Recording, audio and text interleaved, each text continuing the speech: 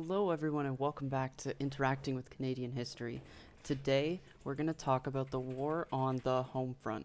All right, today is going to be a little bit of a shorter lesson, and it's going to ask for a little bit more interaction than some of the other lessons. So, hopefully, you're up for that. But let's get started.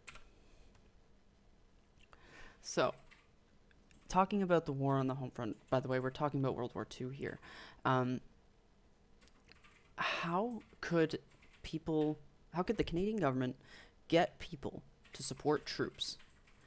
Just everyday Canadians. And so some common things that they thought of was television commercials, posters, and radio, right? Televisions were getting really popular at this time. They started, a lot of people have them now, a lot of average people have them now. Posters up everywhere because, at this time, posters were really great because people were being on the streets more. They were coming outside and talking to people. Their jobs were outside more often than not. So at this time in the 1930s and 40s, in Canada, the internet obviously didn't exist. And so people spent more time outside in more public places. All right, and the radio, super popular. Radio ads were a great way for the Canadian government to get people to listen to their message. All right, and as you see on my on the side of the screen here, you see a political poster. We're going to look at a lot more political posters throughout this lesson. So let's jump into them. All right, so what is propaganda? So we hear the word propaganda and we think of something nasty and insidious. Is propaganda bad? Let's think about that. So, definition in the mid-20th century of propaganda, looking at a definition from a mid-20th century, by the way, is 1950s-ish, from a dictionary in the 1920s. Definition of propaganda: spreading information on a mass scale. So just letting people know things, telling lots of people. This, hopefully, YouTube video could be, by 1950 standards, a propaganda video. Okay? What about today? Today, we define propaganda as the spreading of ideas, information, or rumor for the purpose of helping or injuring an institution, a cause, or a person, right? So we specify that it could include injuring. That wasn't even on their minds in the mid-20th century, right? And so that brings me the question, is all propaganda bad? Can you think of modern examples of propaganda? I'll give some examples, and maybe in the comment section, you can write some of your own. So, modern examples of propaganda include commercials, right? Because we think about spreading information for the purpose of helping an institution, right? What about a commercial, like a TV commercial or a commercial that you see on YouTube, right? For a game or a product. That's propaganda, by the definition of propaganda. There's some bad propaganda, though, right? There's hate speech propaganda that gets people to incite violence on other people. So there are negative forms of propaganda as well. All right, here's some Canadian propaganda images. I'm not going to leave them on the screen too long because I'm going to show you this to a couple of pages. So I'm going to ask you to, in the comments section, use one of the previous Canadian posters. So I'll ask you to go back, pause the video, look at a poster that you kind of resonated with you, and answer these 5 questions in the comments section. Hopefully you can interact with other people in their in interactions with them. Let's do one example together. So first, what is the poster trying to achieve? Let's take a look at the one on the far left here at the buy victory bonds. Keep these hands off, right?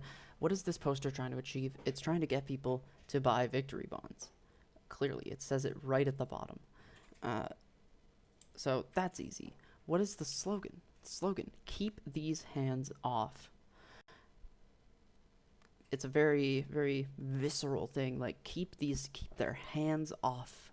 It's a physical thing that we can interact with. Makes it a good propaganda slogan. Who is it trying to reach? Anyone that would feel bad for this mother and her child. Right?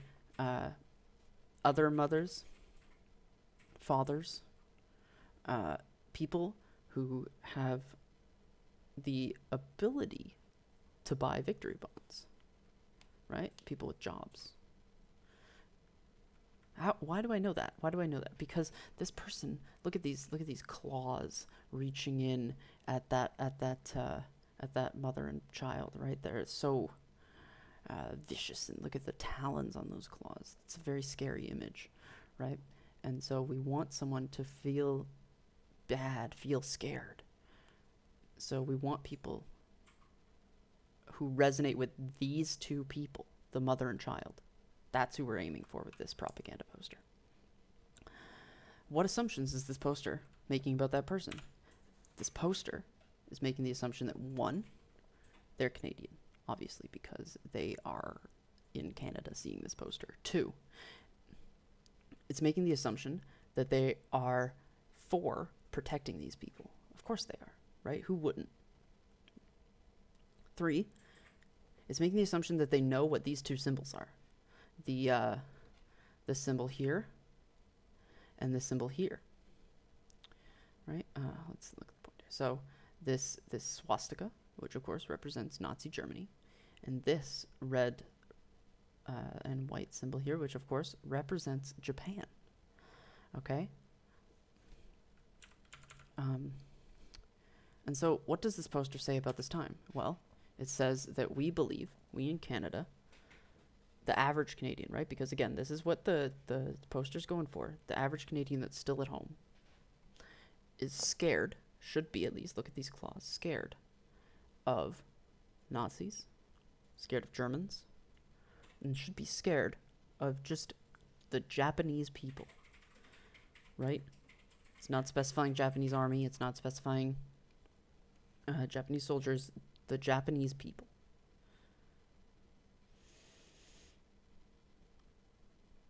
And it's really interesting that we can take all of that information from just this poster. Try it with another poster. Or if you have a different take on that poster, please let us know in the comments. All right, here's some examples of Nazi propaganda images.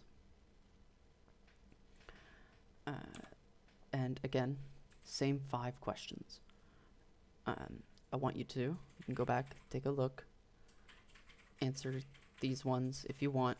Make sure when you're doing the comment, make sure you specify which poster you're looking at, so that other people can interact with you in a more positive way. All right, so how does Canadian propaganda compare to Nazis? And what differences does propaganda show in our societies? That's a really cool question that we can ask. We can look at propaganda that we have today too, and ask, what is this piece of propaganda? What is this advertisement? What is this ad on YouTube show me about what people think I believe? These advertisers think I believe. Interesting. Anyways, thank you for interacting with Canadian history, and we'll see you next time.